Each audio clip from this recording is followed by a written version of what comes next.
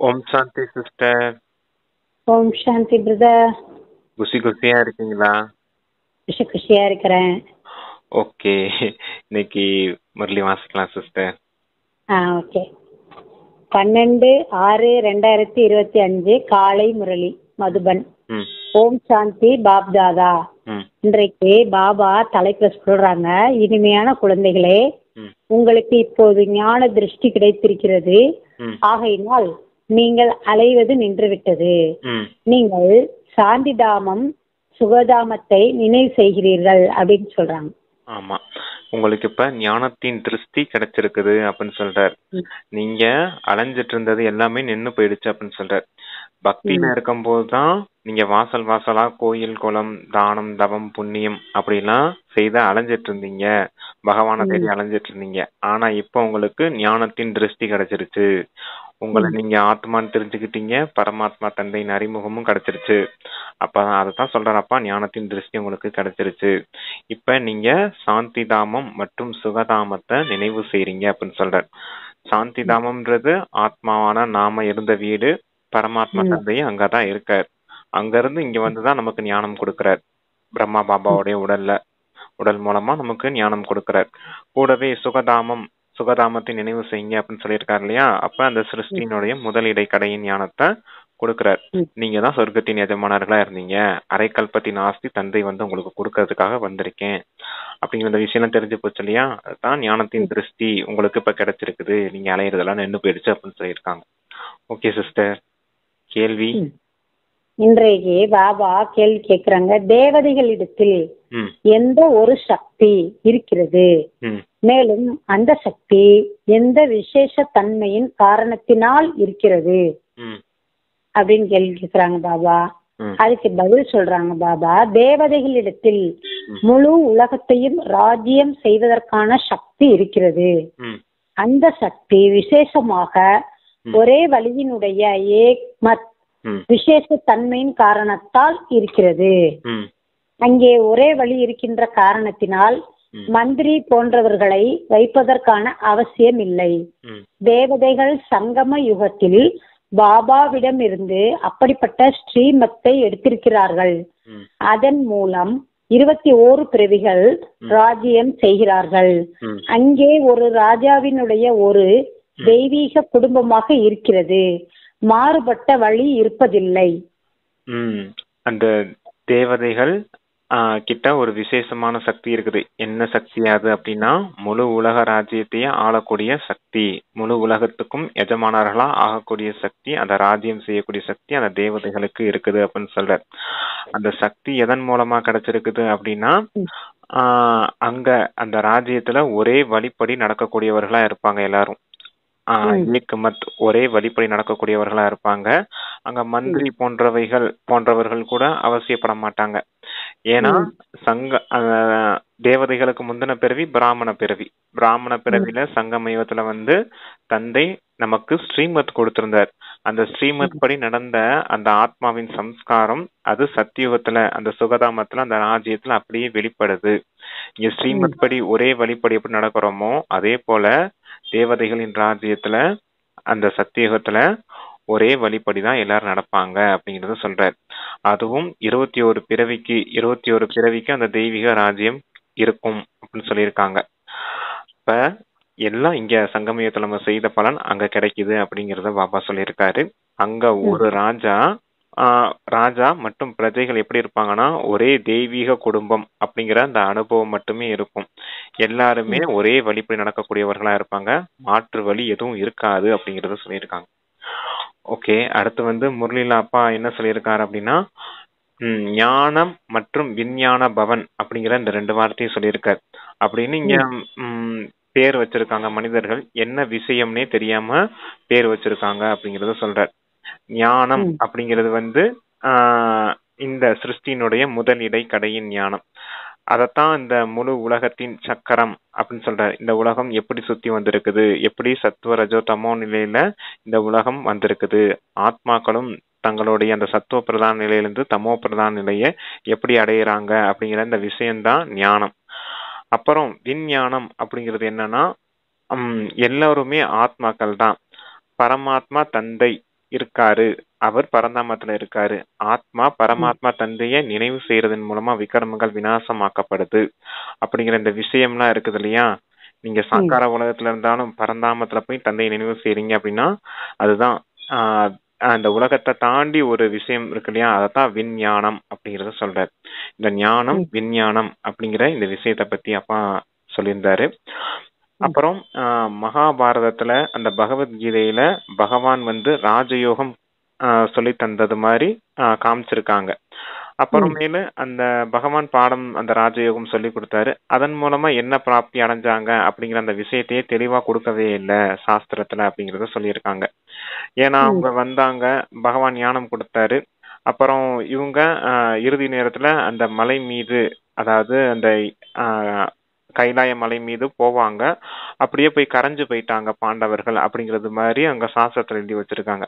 ஆனா பாபா இங்க சொல்றாரு, ஆமா நான் உங்களுக்கு ராஜயோகம் கற்பிச்சிருக்கேன். எப்ப சங்கம யுகத்துல ராஜயோகம் படிச்சதுனால அதனுடைய பலனா நீங்க என்ன அடையிறீங்க? 21 பிறவிக்கான சொர்க்க ராஜ்யத்தை அடையிறீங்க. இந்த விஷயம் எதுவுமே தெளிவா அந்த சாஸ்திரத்துல போடவே இல்லை, எல்லாமே மாறி போயிடுச்சு அப்படிங்கறத சொல்றார். எல்லாம் தலைகீழான விஷயமா இருக்குது, இரவு பகலுக்கான வித்தியாசமா போயிருச்சு அப்படிங்கறத சொல்றார். தந்தை உண்மையான விஷயத்த இப்ப உங்களுக்கு சொல்லி கொடுத்துட்டு இருக்கேன் அப்படின்னு சொல்லியிருந்தாரு. அடுத்து மாயையின் புயல்கள் உங்களுக்கு அதிகமா வரத்தான் செய்யும் அப்படிங்கறத சொல்றாரு. புத்தியில அதிகமான வீணான சங்கல்பத்தை எழுப்பும், புத்தியை திருப்பி விடும், பல விஷயங்கள் நடக்கும்.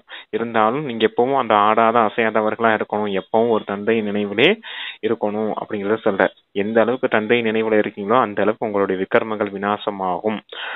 நீங்க கர்மாதீத்த நிலையை அடையிற வரைக்கும் தந்தை நினைவுல தான் இருந்தாக வேண்டி இருக்கும் அப்படிங்கறத சொல்லியிருந்தார். ஓகே, அடுத்து இந்த சேவையை பத்தி அப்பா சொல்லியிருந்தாரு. அது என்னன்னா அந்த புக்கு, இந்த கோர்ஸ் புக்கு அதெல்லாம் இருக்கு இல்லையா, அதெல்லாம் எப்போ நீங்க கையில வச்சிருக்கணும். கூடவே இந்த திரிமூர்த்தி சித்திரம் அந்த போட்டோ இருக்கு இல்லையா, அது எப்பவுமே உங்க கையில வச்சிருக்கணும். அது எதுக்காக சொல்றாரு அப்படின்னா, மற்றவர்களுக்கு சொல்லி புரிய வைக்கிறதுக்காக கோர்ஸ் புக் எல்லாம் வச்சிருக்கணும். நீங்க யாராவது நல்ல மனிதர்கள் வந்தாங்க அப்படின்னா அவங்களுக்கு இந்த கோர்ஸ் புக்கை வச்சு புரிய வைக்கலாம். இல்லைன்னா அவங்களுக்கு கிஃப்டாவே அந்த புக்கை கொடுக்கலாம், இந்தாங்க இதை வச்சு படிச்சுக்கோங்க அப்படின்னு சொல்லி கொடுக்கலாம் அப்படின்னு சொல்றாரு. அதுவும் நல்ல மனிதர்களா இருந்தாங்கன்னா அந்த அந்த புக் எவ்வளவு விலைன்னு கேட்டு உங்களுக்கு பணமும் கொடுப்பாங்க. இதுக்கு அப்ப நீங்க ரொம்ப ராயலா பதில் சொல்லணும். உங்களுக்கு இந்த புக் என்ன விலை, நாங்க எவ்வளவு கொடுக்கணும் அப்படின்னு கேட்டாங்கன்னா, இல்ல இந்த புக்கு சேவைக்காகத்தான், ஏழைகளுக்கு ஃப்ரீயா தான் கொடுப்போம், பணக்காரங்க யாராவது கேட்டா அவங்க எவ்வளவு கொடுக்குறாங்களோ வாங்கிக்கிடுவோம், பணத்தை வாங்கிக்கிட்டும் எங்க செலவுக்குன்னு எடுத்துக்கிறது இல்ல, இன்னும் நிறைய புத்தகத்தை வாங்கி மற்றவர்களுக்கு கொடுக்கதான் செய்வோம் அப்படிங்கறது மாதிரி நீங்க ராயலா பதில் சொல்லணும் அப்படிங்கறது மாதிரி அப்பா சூப்பரா சொல்லி கொடுத்திருந்தாரு இன்னைக்கு. ஓகே சிஸ்டர், தாரணைக்கு படிங்க.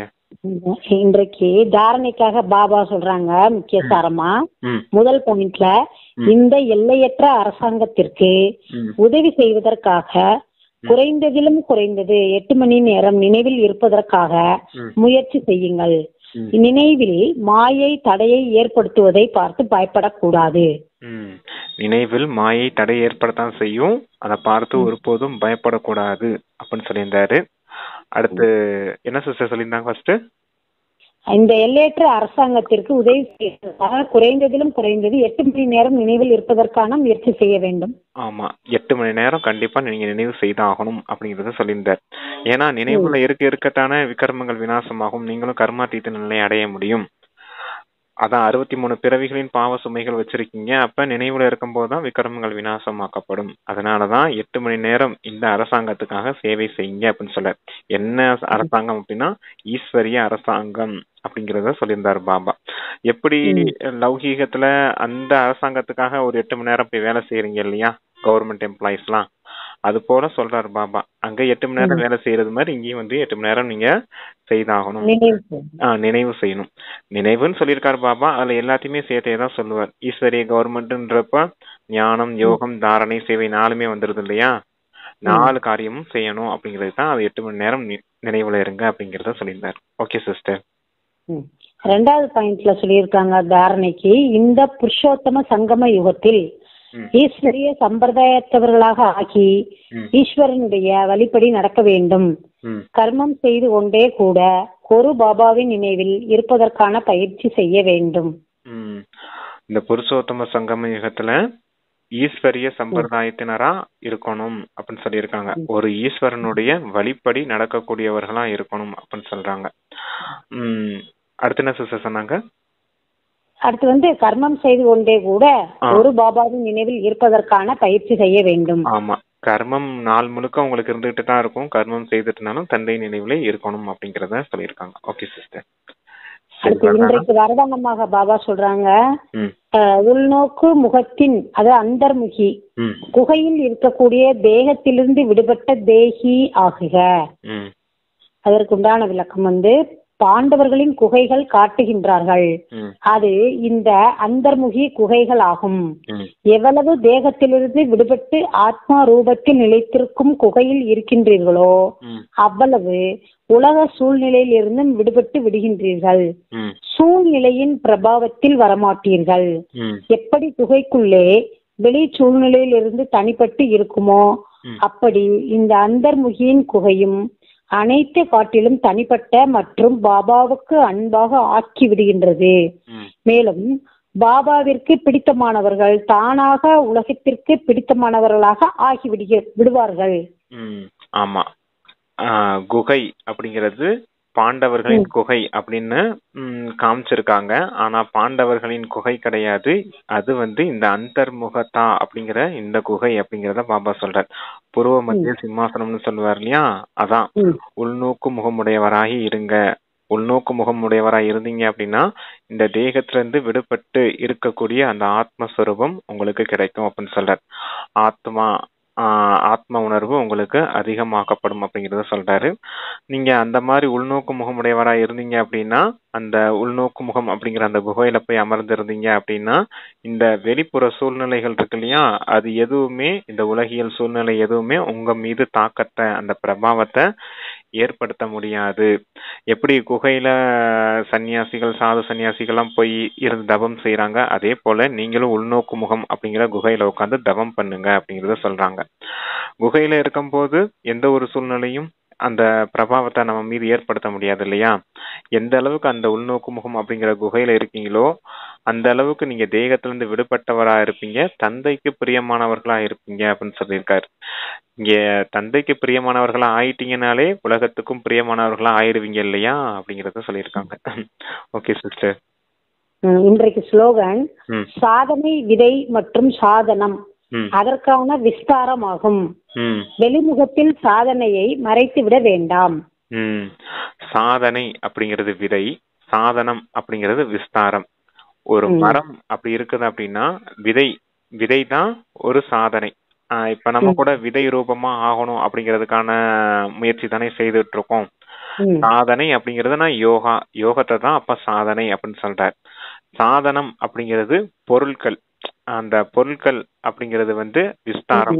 அந்த விதையிலிருந்து வெளிப்படக்கூடிய மரத்தை தான் அப்பா விஸ்தாரம் அப்படின்னு சொல்றார். வெளிநோக்கு முகமா தெரியுறது என்ன அப்படின்னா அந்த விதை தெரியாது. விதை விஸ்தாரம் தான் வெளிநோக்கு முகத்துல தெரியும். ஆனா உள்ள இருக்கிறது மறைவா இருக்கிறது அந்த விதை தானே. அப்ப எப்பவுமே வெளிநோக்கு முகத்துல அதிகமா போகாதீங்க. அந்த சாதனை செய்யக்கூடிய அந்த விதை ரூபமா நீங்களும் இருங்க, மற்றவர்களையும் அந்த விதை ரூபமா பாருங்க அப்படிங்கிறதுக்காக தான் அந்த ஸ்லோகன் கொடுத்துருக்காங்க. வெளிநோக்கு முகமா அதிகமா போகாதீங்க, சாதனை செய்யுங்க அப்படிங்கறத பாபா சொல்லியிருக்காங்க. Okay sister.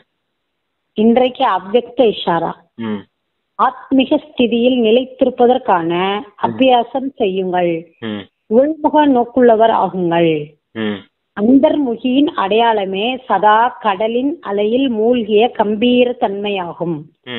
முகத்தின் மூலம் ஆத்மீய ஸ்திதியின் சின்னம் தென்படும். ஒரு பக்கம் மனன சிந்தனை செய்பவர்கள், மற்றொரு பக்கம் இனிமை மலர்ந்த முகம், இரண்டுமே முகத்திலிருந்து வெளிப்படும். உள்நோக்கு முகமுடையவர்களிடம் சதா புன்முறுவல் போக்கும் முகம் தென்படும். ஏனெனில் மாயையை எதிர்ப்பது முடிந்துவிடும். உள்நோக்கு முகமுடையவர்களின் அடையாளம் எப்படி இருக்கும் அப்படின்னு சொல்றார். எப்பவுமே அந்த கடலின் அலைகள்ல எப்படி மூழ்கி இருக்கக்கூடிய அனுபவத்துல இருப்பாங்க, அந்தர்முகத்துல இருக்கவங்க அப்படிங்கறத சொல்றார். அந்தர்முகி சதா சுகி அப்படின்னு சொல்லுவார். யார் அந்தர்முகமா இருப்பாங்களோ அவங்க சதா சுகம் உடையவர்களா இருப்பாங்க அப்படின்னு சொல்லுவாரு. அந்த ஆத்மீக சொரூபம் அவங்களுடைய முகத்துல தென்படும் அப்படின்னு சொல்றாரு. அந்த ஆத்மீக சொரூபம் அப்படிங்கிற அந்த சின்னம் முகத்துல இருக்கும் அப்படிங்கறத சொல்லியிருக்காங்க.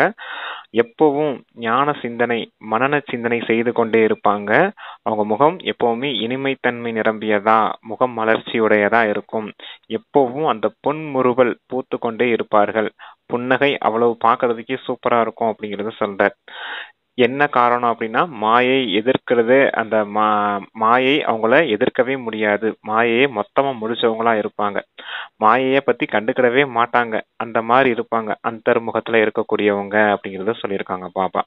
அதனாலதான் ஈஸியான ஒரு ஸ்லோகன் ஞாபகம் வச்சுக்கணும் அப்படின்னா, யார் அந்தர்முகமா இருப்பாங்களோ அவங்க சதா சுகமுடையவர்களா இருப்பாங்க அப்படின்னு சொல்லியிருக்காங்க.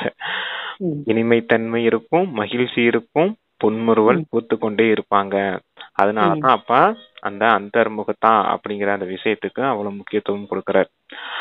ஏன்னா இந்த மாசம் பூராவே உள்நோக்கு முகமுடையவர் ஆகுங்க அப்படிங்கறதானே வந்திருக்குது, வருது அவ்வியத்தை இஷாராவா. அதான் இந்த மாசம் ஃபுல்லாவே அப்பா இதான் சொல்லிட்டு இருக்காரு. Okay sister. Okay brother. Thank you sister. Om Shanti. Thank you brother. Om Shanti. Thank you பாப்பா. தேங்க்யூ பாபா.